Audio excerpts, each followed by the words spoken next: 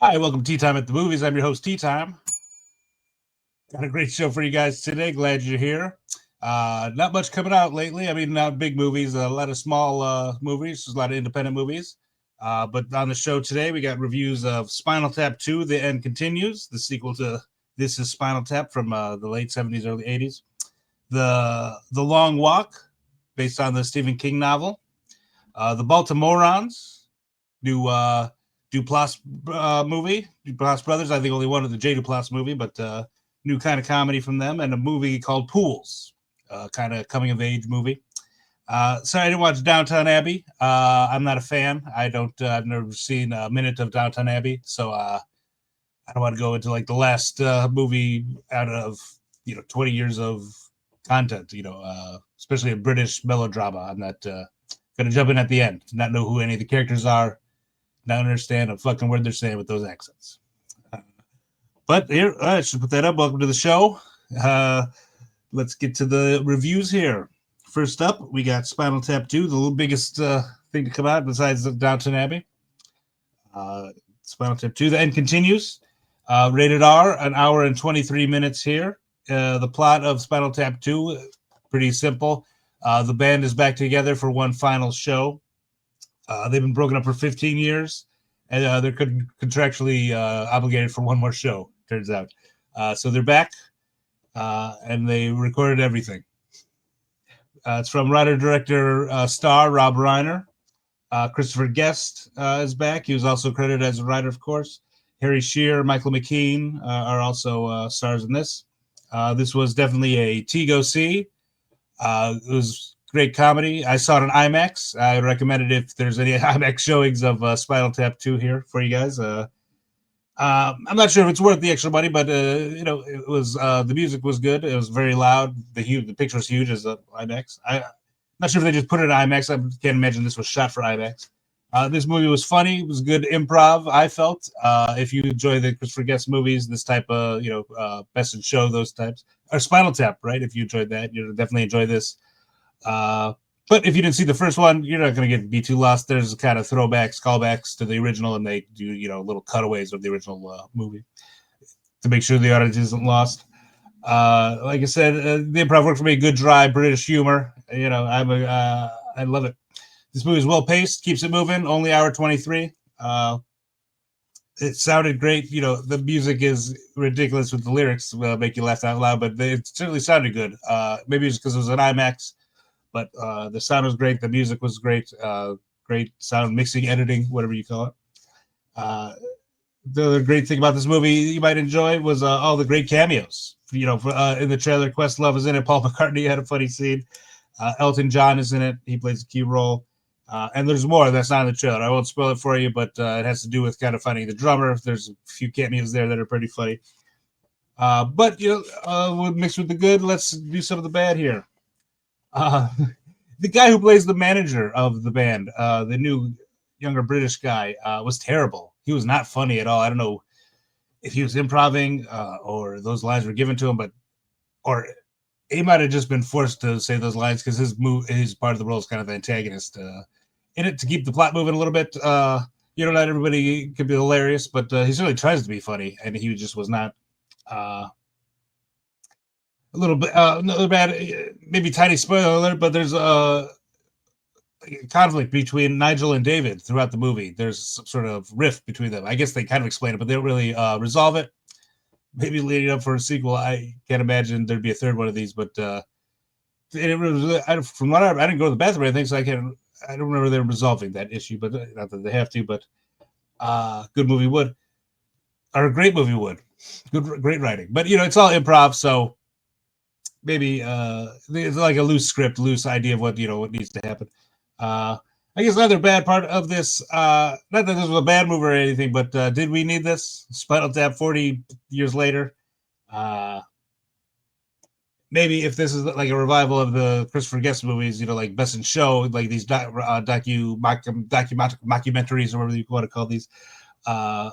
Okay, but if this is just going to be a one-off and nothing happens, Michael McKean and all these actors stay, Rob Reiner stay retired or not doing too much. What's the point?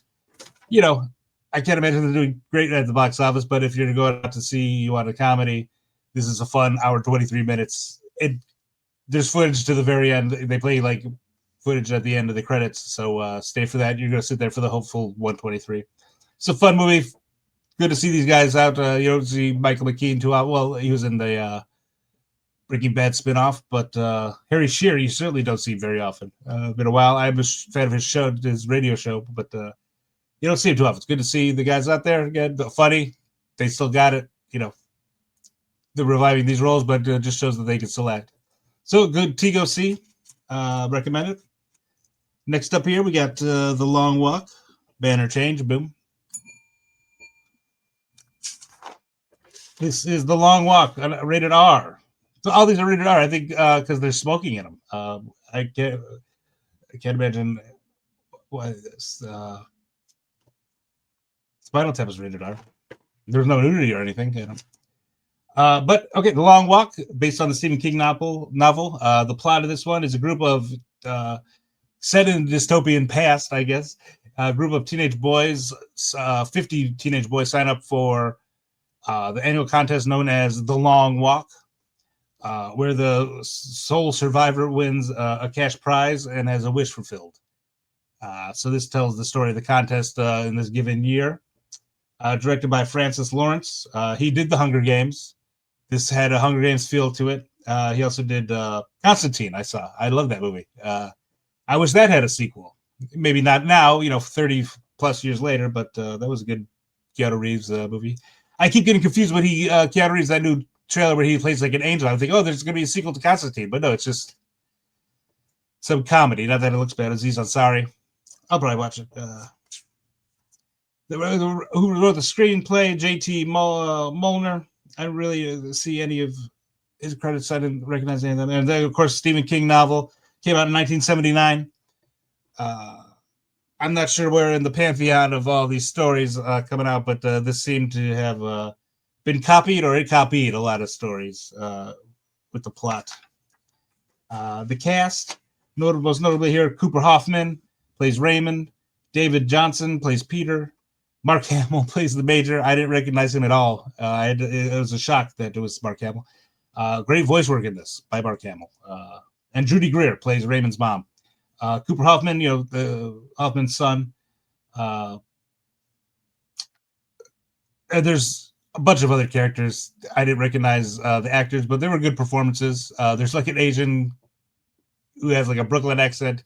A couple other guys have Brooklyn accents. Just good performances. Not much to really bite into because the main guys are Raymond and Peter. Story mostly focuses on them. David Johnson, he's a great actor. He was in something recently, one of the Alien movies, right? The last Alien, he was pretty good in that. He's a good actor. But unfortunately, this is a no thanks, not for me. This was too slow. It was too long. It was the Hunger Games without women and any of the action. And if instead of like in a stadium or something, they were taking a walk. It's almost 2 hours long. Just them walking, cut some of this. You gotta speed it up. The dialogue, there's just like, if you give people Brooklyn accents and cursing, I guess it's set in the 1950s, 60s. I think it's set in the 60s, but it's like in a dystopian past where there was a great war, but it's not very clear what war it was. I don't think it was World War II because there's no, long walk in our version of history. That's one of the bad things. They didn't make it very clear, like how this differs from our history, what the different war was, or why there's this dystopia. Not that you have to, but I didn't really believe it. I mean, all the cars, there's, as they're walking, you see a bunch of cars and period times. It looked like 50s, 60s cars. I'm not sure. Too much cursing, and yeah, they use the F-bomb. Like, I don't know if it's the same in the novel, but it's like every other word was the F-bomb. So my notes here. The setup speech by the Major was pretty cringe to set it up. He says like one of the lines. This is very early in the movie. Not really spoiling anything, but he goes like after the Long Walk games, there's a boon to the economy, and we need that because this is desperate times, and the speech is pretty cringe. It could have been set up better. Like the Major's in it throughout the movie. He's like narrating. He pops up on a Jeep to motivate them, kind of, or to move it along. But he disappears like in the 40 minutes of the movie in the middle of it. They don't really use it there, but he comes back at the end in the same kind of role. But then at the end, when with the winner, another bad, but like if you want it to make sense, there's like tanks and military cars and personnel following them the entire time. Like you can't just show them once, like switching out the tanks or whatever. Those things would run out of gas going 3 miles per hour in a gas guzzling diesel tank. Just show what's them refueling or something. I don't know. That was kind of unbelievable. This story may work for a novel, but the shock of the contestants dying, as part of the plot, it's kind of revealed early on, and it's kind of set up to be like this shocking moment. But we've seen the Hunger Games, we've seen Running Man, we've seen these movies before. What's that one from Korea, the game show with all the people getting murdered? And to reveal this as like unusual nowadays, like a big reveal at the beginning of the movie, like to set it up, like because they keep saying like, oh, if you don't walk at a certain mile per hour, you get a warning, and then if you get 2 warnings, you get like 3 warnings. If you get a 4th warning, like you punch your ticket, and punching your ticket means they murder you. So they get kind of cute at the beginning, calling it punching your ticket, which is seems dated, to put it in a period piece, but didn't work. We've seen this before. I don't know if other novels copied this one or Stephen King copied other ones, but this idea has been played out before. Once you reveal that only one person lives, like all the buddy building between these guys and the conflict or the relationships doesn't matter, and we're not going to buy into them or really care about them at all. But like I said, the main 2 characters are Hoffman, the Hoffman kid, and the alien guy. And I mean, I like that they became buddies and stuff, but like, would that actually happen? I don't think so. Would they want all that money in the prize? Like, didn't seem believable. Some of the other characters seemed a little more believable, but they're walking and walking and walking. There's nothing really happening, Especially when it's in a dystopian, like past future, setting. Like all these guys they need the money. They have poor families, or the poor mom needs this. I'm poor. I need that. You'd have a different mindset if you're so dire for money and that. And it just like the Hunger Games got a little bit better, right? Setting up that up where it seemed like everyone was kind of dystopian, and she was hunting for rabbits or deer right at the beginning of the movie. This didn't show any of that. Just showed like Hoffman being driven to the games by his mom. I get it, they're supposed to be teenagers, but I'm pretty sure he's well into his 20s. Most of these kids are. It was set up like a war trench movie. Like these guys are spilling their beans to each other, like they're sitting in the war trench when they're about to go out over the hill and get shot at by the enemy. And it has none of that because they signed up voluntarily for this contest. They weren't drafted. There's 50 people picked from the entire population. They signed up for it. And then all the, to get the story going, like all the reveals of like hidden relationships, and he's my father, I'm the son, I'm going to do this to the guy, just a pass, just nothing. It's a tired, played out storylines. Most of it was unbelievable, but the most unbelievable part was that Cooper Hoffman could walk that much and be one of the finalists in the contest. They walked for like 4 days and like 200 plus miles or whatever. His fat ass wasn't walking all that. He's chubby as hell in this movie. Like, you sign up for this, or you think you're gonna be a finalist when you're 50 pounds overweight and you got bitch tits? He's not a bad actor, but this was not a good role for him. Walking, he needs a walk. It didn't look like he lost any weight by the end of the movie. But there was some good about this movie. It was the best walking shot movie I've seen since Lord of the Rings. Wow. Gandalf would have been proud. But the camera is engaging with it. It's not just like following. It is following. The camera is steady. It's well shot for walking all the time, and constantly the people are moving. But it's well like established shots. There's some low shots, some high shots. Overall, well shot. It sounded great. There was great. The audio was good. The ambient sound was good. The score was pretty good. The actors did the best what they could with the dialogue, but it was just dialogue heavy for 2 hours of them just walking and people being murdered. There's a couple graphic murders, but nothing that bad. Nothing too graphic for it to be rated R. I think, yeah, the one guy smokes in it, and that's probably why it was rated R. Like, they're that against smoking nowadays. Like, haven't we passed the part where like there's kids are smoking? They're not vaping in the movie. Oh, it answers all the questions you would have about this contest, right? People just walking and walking, and you can't slow down slower than 3 miles per hour. What about if you go to the bathroom? What about if you get a cramp, right? Or it answers those questions. I'm not going to spoil it for you. You might imagine what happens, but if you're really curious, go see the movie.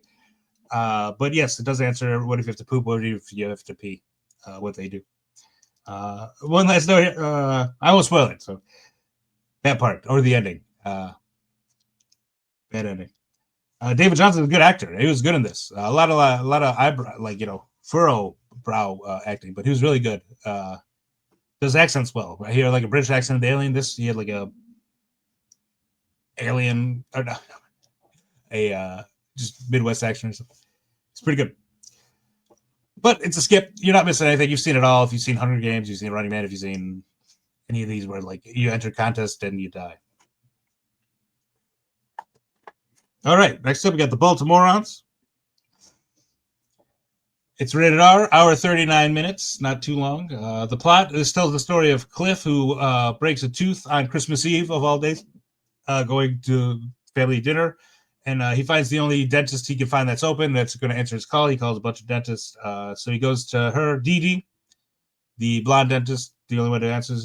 She fixes his tooth on Christmas Eve, but they both kind of get entangled into one another's lives throughout the Christmas Eve day and night. It's pretty fun. So this was definitely a TOC for me. It comes from writer-director Jay Duplass. Michael Stussner was also credited. He stars in this. He plays Cliff. Michael Strussner. And Liz Larson plays Dee Dee. A bunch of other actors are pretty good in it. I didn't recognize any of them.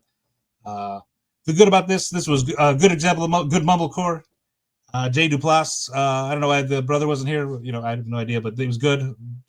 He was good directing, good. I don't know if mumblecore really has writing. It's more kind of like Spinal Tap. It's kind of improv, but this seemed to have good dialogue, so this might have been more written than some of the past mumblecores that I've seen. The way the story unfolds is very believable. The way they get entangled to each other's lives is believable, and the chemistry. They have good chemistry. Cliff and Dee Dee gets a little romantic. Is that just because of the frustration of their lives, or do they really love each other? This delves into it. Well-paced movie. Doesn't really get slow parts, but keeps moving. Everything is believable the way it unfolds. Like I said, Cliff, this guy, Michael Strussner, he's very personable. He's a funny guy. Got a chubby improv guy. The type with a beard. Well shot movie. Jay Duplass knows what he's doing. Some of the bad about this movie, there's kind of the movie in the middle of it. There's an improv scene where he is kind of thrown into the stage by his friend. He's a former improver. Cliff is some past demons. He's an alcoholic, but he's sober. I didn't mention that, but it's clear at the beginning of the movie that's set up. He has a 6-month chip. But the improv scene was pretty cringe, but it was essential for the movie. But it was written and didn't feel kind of real, but it all had to happen the way it happened. So it just felt like it was written beforehand. Not that that's bad, but how do you do an improv scene where you need something to actually, be related to the story and move it along if it's not written? Kind of hard to juggle, but it did it well. I've seen improv. This wasn't the worst improv I've seen, actually. So, but another bad part of this, the end dragged on a little 10 minutes too long, maybe. The bad thing about these mumblecore movies, they might have a good idea, might be good for 2/3, but then kind of the end just kind of drones on and peters on too long and doesn't really know how to end or have a satisfying ending. I didn't really like the way this ended, but I'll leave that up to you guys to find out. Cliff is very likable, but acts. Oh, yeah, Cliff is very likable, but he acts like a soft wimp in the comedy world. Like I was saying, that improv scene, it's kind of revealed that he was kicked out of comedy in the Baltimore scene for bullying another comedian. You know, I believe that would happen to stuff, but stand up for yourself. Cliff. Bullying. It didn't really sound like it was bullying that much, but it worked for the story. Just everything you see now, there's like no manly men anymore. Even the Dee Dee's ex-husband was like also a drinker, fat, and kind of a wimp. You don't see real men nowadays written in movies. Just this new kind of Cliff type where they're all agreeable. What do you want to do? It's only if you want to do it. There's that. I'll take you to dinner. Only if you want to. But other than that, he was funny, likable. Just let's see more manly men than just cave into everybody else's whim. But this was definitely to go see. Good, funny. I laughed a few times. Good trailer for this. But the demons of drinking and it's revealed at the very beginning, but he tries to kill himself. Cliff does at the very beginning, and then it just skips 6 months later. Didn't really set up his wife or his fiance very much. She's in it, plays a key role, but thought that might have been set up a little bit better than her just showing up in the plot when they're driving to the Christmas Eve dinner. Well, but I thought it could have been a little better because she's in it a lot later. And then you're supposed to like her, but could have set that up better. But overall, definitely to go see. If you want a comedy, I'd recommend maybe Spinal Tap over this. But if you like indie, J2 Plus Multiple Core, you'll definitely love this. All right, next up here. Finally, we got Pools. This was very limited. Only playing at one theater near me. It didn't seem to be not rated, an hour 39. The plot of this movie, in the midst of a life crisis, Kennedy searches for life answers, and she skips classes and goes on a pool hopping party night with several friends in the Chicagoland suburbs during a heat wave. She's in college, and she's having her dad died a year earlier, so she's skipping class. She's about to be kicked out. She doesn't know what to do, so one night she goes out with all her friends. From director-writer Sam Hayes, I don't recognize any of his credits. The cast stars Odessa Zion. She plays Kennedy. Ariel Winter is in this. She plays a small role. She plays one of the friends that goes out partying with her. And then the other, Michael Vlamis plays Michael. He plays the AC guy in this. He plays a big role in this. So those were the pretty much the characters that got a lot of the dialogue. This was a no thanks, not for me. There wasn't enough story here. It wasn't developed well. Like the intro, it does have like a voiceover to set up like where it's happening, when it's happening, but it doesn't really set up her story. Like it's all revealed kind of like 30, 40 minutes later into the movie that her dad died and she's skipping classes and whatever. This seemed like a college kid film, like you make for a project, but with a budget. Small idea here. Kids struggling through college. With the dad just died. She wants to be a musician, but doesn't really. She has a scholarship, so school is free. Not much plot here. And then the way they build it up. It's the entire thing. Movie. She's wearing like a school shirt, like you'd see like a Catholic school kids wearing, where like it's like a cloth, like a cotton shirt with a collar and buttons up to here. She's wearing only that the entire way. She's wearing pants and stuff. But I'm saying like her top. I don't think she's wearing a bra at all. And it's like she constantly just jumps into the pools with this t-shirt on, and she's just wearing it the entire time. It doesn't really make sense. I mean, she's lazy and stuff, but one shirt the entire time. I know that's only over like 2 or 3 day period, but it just didn't make sense. It doesn't set up anything in the movie, like at the beginning of the movie, and then it's all this plot comes in like 40 minutes in, and then it kind of gets. There's already a couple of okay scenes, but frankly, I didn't care at all about her story, her struggle, or her being kicked out of college. skip this movie. You're not missing anything if it's even out near you. It's a skip. There's nothing here you haven't seen. You're not missing anything. Ariel Winter, even, nothing. The plot, you've seen it before. Nothing there. Skip it. So that's all we got for this week. Spinal Tap 2, do go see. The Long Walk, skip. The Baltimorons, go see. And then Pools, if it's even out for you, skip that one as well. Downton Abbey, I'm sure if you like the Downton Abbeys, go see it to see how it ends, or if it's just continuation. But that's all I got for you guys this week. Next week, I'm not sure what's coming out, but I'll try to get 3 or 4 for you guys here. Just let you know what to go see, or let you know how I like them. But thanks for tuning in, my subscribers. God bless you. Thanks for tuning in. Remember that the T stands for truth, and that's a guarantee. Thanks for tuning in. See you guys next time.